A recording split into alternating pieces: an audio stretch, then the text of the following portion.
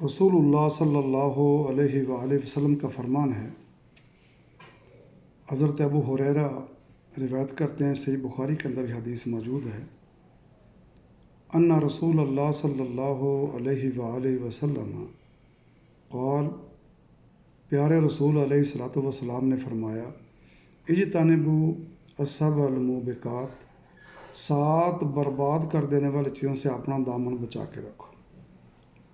موبقات کہتے ہیں عربی زبان میں ترجمہ المہلکات، جو ہلاک کر دینے والی چیزیں ہیں۔ صحابہ نے فرمایا، قالوا یا رسول اللہ وما ہن، صحابہ نے عرض کیا کہ اللہ کے رسول وہ 7 چیزیں کیا ہیں؟ تو آپ نے وہ 7 چیزیں گنا کے دیں۔ ہر مسلمان کو یہ یاد رکھنا چاہیے، بہت برباد کرنے والی چیزیں ہیں، زندگی کو، معاشرے کو، انسان کی انفرادی زندگی، اجتماعی زندگی، ملی زندگی، اس کو تباہ و برباد کر دیتی ہے۔ کیا ہیں؟ فرمایا، قال الشرک باللہ، پہلا سب سے بڑا برباد کر دینے والا گناہ ہے کہ اللہ کے ساتھ کوئی شریک بنایا جائے، اس کی عبادت میں، اللہ کے صفات میں، اللہ کی ذات میں کوئی بھی شرک کا شیبہ تک بھی نہ ہو، تو وہ انسان اپنا دامن بچا کے رکھے۔ سب سے پہلی برباد کرنے والی چیز ہے الشرک باللہ، اللہ کے ساتھ برابر کسی کو کر دینا۔ ہم اپنے معاشرے میں غور کریں کہ ہم کہیں ایسا تو نہیں کر رہے۔ سوچو، اگر ایسا ہو رہا ہے تو اس سے اپنا دامن بچاؤ، اللہ سے توبہ کرو۔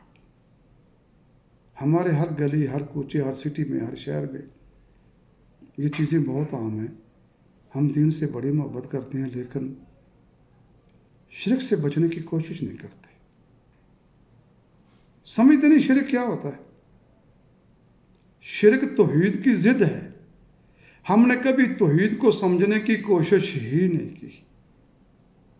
علماء سے پوچھیں، کسی مرتبہ فکر سے توحید کیا ہوتی ہے، کس چیز کا نام توحید ہے، آپ کو بتائیں گے۔ نمبر 2، آپ نے فرمایا کہ السحر، جادو سے اپنا دامن بچا کے رکھو۔ جادو کیا چیز ہے؟ کسی کو برباد کرنا، اور اس انداز سے کہ انسان حسد کی آگ میں جلتا رہے اور کہے کہ یہ نعمت اس کے پاس ہے، میں چھین کے رہوں گا۔ اس کو مال جان کے بارے میں، اس کے افراد کے بارے میں، کسی کی ذات کے بارے میں، یہ اتنا بڑا کبیرہ گناہ کہ اللہ کے نبی نے فرمایا جو جادوگر ہے اس کا قتل جائز ہے۔ اگر اسلامی حکومت ہو تو جادوگر کو قتل کیا جائے گا۔ پہلا شرک باللہ، دوسرا سحر، تیسرا وقتل النفس التی حرم اللہ الا بالحق، کسی انسان کو مار دینا اپنے چہدر کے لیے، اپنی دھاک بٹھانے کے لیے، سوسائٹی میں، سماج اور معاشرے میں، علاقے میں قتل کر دیا، اور وہ اس لیے قتل کرنا کہ میرا روب جم جائے لوگوں پہ، تو میرے بھائی یہ بہت بڑا جرم ہے، یہ برباد کر دے گی انسان کو۔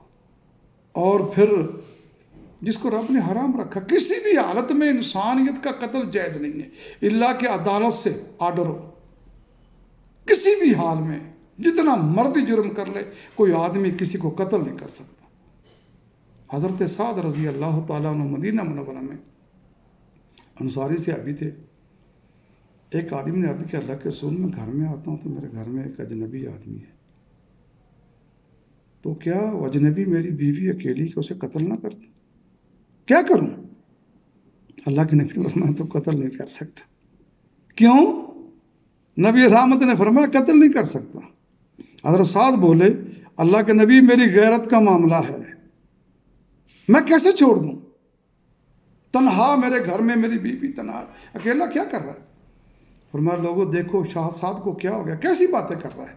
سعد انا اغیر منک فلو اغیر منی، سعد میں تم سے زیادہ غیرت مند ہوں اور رب کریم مجھ سے زیادہ غیرت مند ہے، جو کسی کو قتل کرنے کی اجازت نہیں دیتا۔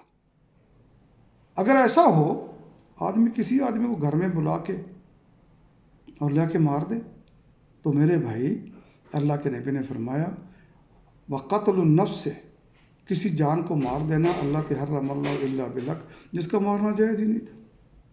وَأَكْلُ الرِّبَا، اور चौथी चीज़ है कि सूद का कारोबार करना, लेना और देना। हमारे मुआशरे में कितनी बड़ी बुराई फैल गई है। आदमी सूद का कारोबार करते हैं, कभी किसी के माथे पे सलवट ही नहीं पड़ी। मेरे भाई उसको रोको, खुद भी बचो। वाकुल रिबा, सूद का कारोबार करना, वाकुल माल यतीम, और यतीमों का माल खाना। बाप मर गया, बच्चे छोटे हैं, यतीम हैं, नाबालिग हैं, और चाचा या ताया उसका माल इसलिए हड़प कर दिया, छोटे मेरा क्या मुकाबला कर देंगे, उसकी जायदाद हड़प कर जाए। ये बहुत बड़ा जुर्म है, बहुत बड़ा जुर्म है। अल्लाह के नबी ने वैसे नहीं फरमाया कि तबाह बर्बाद करने वाली चीज़ों में एक ये भी है। और फिर यतीम के बारे फरमाया, आना व कफ़ालतिल यतीम है, मैं और यतीम की कफ़ालत करने वाला शख्स जन्नत में कहातैन फिल जन्नह, इस तरह जाएंगे। आगे मैं हूँगा और पीछे कफ़ालत करने वाला होगा। इतनी बड़ी अज़मत है यतीम के माल की रखवाली करना, और यतीम को उसका हक दिलाना, और यतीम के माल की हिफाजत करना ऐन इबादत है। और उसके बाद छठी चीज़ क्या है, वह तवल्ला यौम ज़ाफ, मुसलमान और काफिरों की जंग हो जाए। आदमी हक पे, मुसलमान तो हक पे है, हक पे होते हुए आदमी दम दबा के भाग जाए। लड़ाई हो रही है और मुसलमान मैदान जंग छोड़ दें और भाग जाएं। नहीं, या गाजी बन के निकल या शहीद हो जा। दो ही रास्ते हैं, या तो गाजी होगा या तो शहीद होगा। शहीद का दर्जा अंबिया के बाद और सिद्दीकीन के बाद शुहदा का दर्जा है। तो मेरे भाई, शुहदा का बहुत बड़ा मुकाम है।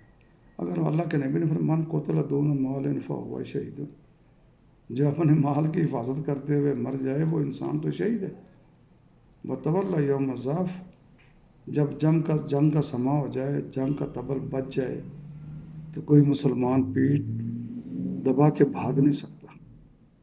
या अपनी दी हुई जान रब के हस्पुर्द कर दे, या फिर गाजी बन के निकले, दूसरी कोई राह नहीं है। और सातवां ये है, वह कज़फ़ुल मुहसनात अल मोमिनात अल गाफिलात। सातवीं वो चीज़ है कि किसी ऐसे मर्द पे एक इल्ज़ाम लगा देना, किसी पाक दामन औरत पे इल्ज़ाम लगा देना बुराई का, ख़यानत का, बददयानती का, तो मेरे भाई बहुत बड़ा जुर्म है। ये मामूली चीज़ नहीं है। हम अपने मुआशरे को, सोसाइटी को, समाज को, अपने अर्द गिर्द माहौल को कैसा खूबसूरत बनाएंगे। हम तो इल्ज़ाम की बौछार कर देते हैं। ये बहुत बड़ा जुर्म है। देखो फिर कितने 7 चीज़ें हैं। नंबर 1, अल्लाह के नबी ने फरमाया कि सहाबा ने पूछा फमा हुन्ना, वो 7 चीज़ें क्या हैं जो इंसान को बर्बाद कर देती हैं। पहला है शिरक बिल्लाह, अल्लाह के साथ शिरक करना।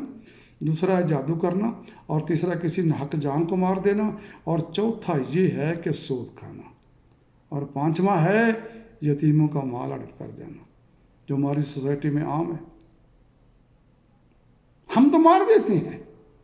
कई बार देखा है, यतीम बेटी या भतीजा या भतीजी है, या कोई भी जो जिम्मेदार है जिसके कब्जे में यतीम का माल है, वो कहता है यतीम रास्ते से हट ही जाए, ज़मीन घर जायदाद मेरे कब्जे में आ जाए।